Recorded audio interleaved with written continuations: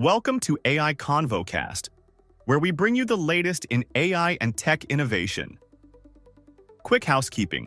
Check out the affiliate links in our description. Using them supports the show, and please don't forget to rate, review, and share if you like what you hear. Let's jump right in.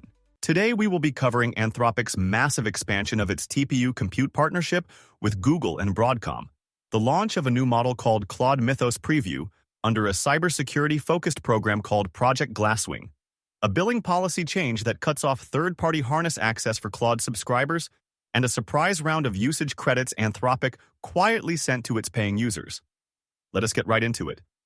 On April 6th, Anthropic announced a major expansion of its existing partnership with Google and Broadcom to lock in what is being reported as approximately 3.5 gigawatts of next-generation TPU compute capacity. To put that in perspective, a gigawatt is roughly the output of a large nuclear power plant, so we are talking about infrastructure on a truly massive scale here. This is not about a new model dropping or a product update. This is purely an infrastructure play. The capacity is expected to come online starting in 2027, and it involves Google Cloud providing the TPUs, while Broadcom handles pieces of the networking and infrastructure stack. Broadcom CEO Hock Tan had previously referenced growing compute demand tied to Anthropic's ramp on TPU provisioning, calling it a strong start to 2026. What this deal really signals is that Anthropic is planning training and serving footprints far larger than what it currently uses for Claude. It also adds an interesting wrinkle to the broader chip landscape because it shows a serious commitment to Google's TPU ecosystem at a time when so much of the conversation around AI compute has been dominated by NVIDIA GPUs. Locking in multi-gigawatt capacity years in advance is the kind of move that only makes sense if you are planning to train and run models at a scale we have not really seen deployed yet. It is a long-term infrastructure bet that tells us a lot about where Anthropic thinks the frontier is headed. Now on to something a bit different from Anthropic. On April 7th, the company announced what it is calling Claude Mythos Preview through a program named Project Glasswing. This is a limited access model that is being made available to just 11 companies and organizations, and the focus is squarely on cybersecurity. Specifically, the model is reportedly capable of identifying serious vulnerabilities across operating systems and browsers, making it a tool aimed at helping defenders find and patch security holes before attackers can exploit them. There has been some community chatter about benchmark performance, with unverified numbers floating around suggesting a 77.8% score on SWE Bench Pro, which if accurate would be impressive. But the bigger story here is the framing. Anthropic has had a rough stretch when it comes to public perception around the Mythos line. There were leaks of internal materials and some tensions with U.S. defense authorities that generated a lot of scrutiny.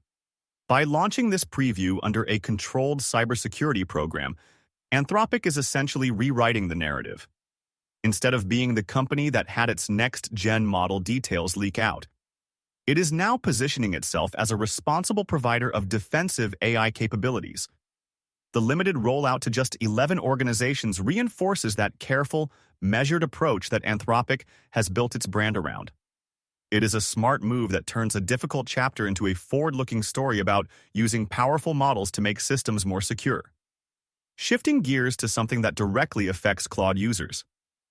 As of April 4th at 3 p.m. Eastern, Anthropic officially cut off the ability for Claude Pro and Max subscribers to use their base subscription limits when accessing Claude through third-party harnesses like OpenClaw.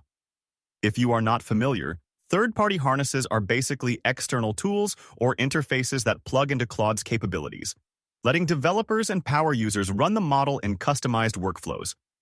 Going forward, anyone who wants to use these tools will need to pay separately through what Anthropic calls an additional usage balance, which is essentially a pay-as-you-go system. Boris Cherny, who heads up Claude Code at Anthropic, said the change is about aligning billing with high usage patterns. The underlying issue is that these third-party integrations were consuming a disproportionate share of compute resources relative to what flat-rate subscribers were paying. It is a classic case of heavy users straining a system designed for more moderate consumption. Interestingly, OpenClaw's creator Peter Steinberger recently moved over to OpenAI, though OpenClaw itself continues as an open-source project. For everyday users who stick to the standard Claude interface, this change probably will not matter much. But for developers and power users who built workflows around these integrations, it is a meaningful shift that adds real cost to how they operate. It reflects a broader reality that as AI models get used in more complex agentic workflows, where they are running tasks autonomously and chaining together multiple operations, the economics of flat rate pricing start to break down. And closely tied to that billing change is our last story.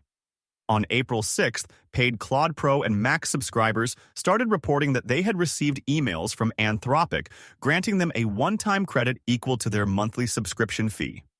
So Pro users got roughly $20, and Max 5X tier users got around $100. The credits show up under the additional usage balance, which is the same pay-as-you-go system that now governs third-party harness access. There is a catch, though. The credits are not automatically applied. Users have to manually redeem them and toggle on the additional usage feature in their account settings. And there is a deadline. The credits expire on April 17, 2026, so if you are a paying Claude subscriber, you will want to check your email and act on it soon. The timing here is clearly not a coincidence.